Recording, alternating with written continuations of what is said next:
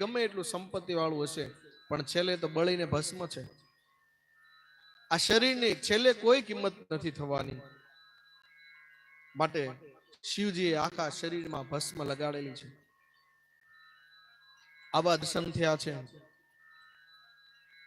મેનાજીના મનની અંદર સંકોચ થયો છે કે મેં નારદનું શું બગાડ્યું છે. નારદ કર્મે કાહ બિગારા ભવન મોર જીન હે બસત ઉજારા. મેં નારદજીનું શું બગાડ્યું છે. પણ ભગવાન વિચાર કરે છે કે માતાજીને સંદેહ છે એટલે મારે મારા નિજ સ્વરૂપમાં આવવું પડશે. અને ભગવાન એવું સૌંદર્ય સ્વરૂપ ધારણ કર્યું છે જેને જોઈ માનવો આનંદ પામ્યા છે. જે ભગવાન શિવજીના સાચા સ્વરૂપને જાણી લે છે એને ભગવાનના સ્વરૂપની સામે બધી જ વસ્તુ ફીકી લાગવા મળે છે. ભગવાન શિવના દર્શન કર્યા છે માએ, પછી હાસ એમ થયું. જ્યારે તમારો સંકલ્પ પૂરો ન થાય ને ત્યાં સુધી આપણે ચિંતા રહે શું થશે શું થશે. પણ ભગવાન રામચંદ્રજીએ મનની અંદર સ્મરણ શરૂ કર્યું. ભગવાન શિવજી કહે કે મેં કાંઈ નથી કર્યું. જેવું મેં રામજીનું સ્મરણ શરૂ કર્યું એટલે રામજીને ખબર પડી કે મારા ઈષ્ટદેવ તો શિવ છે. અને શિવનું સ્વરૂપ જો એના સાસુમાએ નેત્ર બંધ કર્યા હોય તો મારે શિવને એવું સુંદર સ્વરૂપ આપવું જોઈએ. ખરેખર તો શિવનું સુંદર સ્વરૂપ છે જ.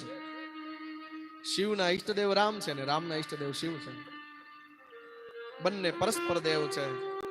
જ્યાં રામનું નામ લેવાનું તમે શરૂ કરો ને એટલે તમારે શું જરૂર છે ને એ ભગવાન આપી દે છે. પણ આપણે ભગવાનનું નામ લેવા પહેલા આપણે આપણી રીતે બધે દોડીએ છીએ. હું કરું એ જ અજ્ઞાનતા. જેમ શકટનો ભાર શ્વાન તાણે.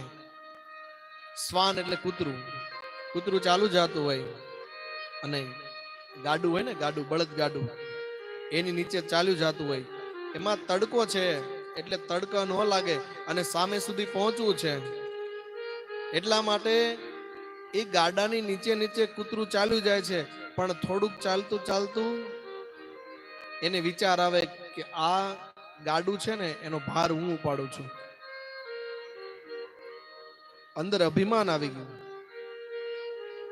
જેમ શકટનો ભાર શ્વાન તાણે.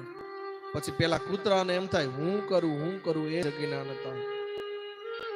આપણે કઈ કરતા જ નથી, બધું જ ભગવાન કરે છે. તુમરી કૃપા અને તુમહી રઘુનંદન જા નહીં ભગત ભગત ઉર ચંદન. જે ભગવાન કરે છે એ જ હું કરું છું. ભગવાન ઈચ્છા ન હોય તો પાંદડું પણ ફરકતું નથી. તુમરી કૃપા તુમહી રઘુનંદન જા નહીં ભગત ભગત ઉર ચંદન. તુમરી કૃપા તુમહી રઘુનંદન જા નહીં ભગત ભગત. કોણ જાણી શકે? જે ભગવાન તમે જેને જણાવો છો એ જ જાણી શકે. બાકી ભગવાન ઈચ્છા કરે કે મારે એને જણાવવું નથી, ગમે એટલા જન્મ લઈને નથી જાણી શકતો. પણ એક જન્મમાં જો પાવન થઈ જવું હોય, જીવનને સુધારવું હોય તો શિવ શરણે પહોંચી જવાનું. ભગવાન કી કથા में लीन हो जाओ एक बार. એટલે ભગવાન શિવજીએ વિચાર કર્યો કે હવે મને આગળ શું કરવું કાંઈ ખબર નથી તો શું કરવાનું. આપણે જ્યારે એમ થાય કે હવે મને આમાં બધા દરવાજા બંધ થયા છે શું કરવું, ત્યારે ભગવાનનું સ્મરણ શરૂ કરી દેવાનું. ભગવાન પોતે આવીને કામ કરી જાય છે. તમે નરસિંહ મહેતાની વાત સાંભળી હોય કદાચ. નરસિંહ મહેતાના 52 કામ કર્યા છે ભગવાન.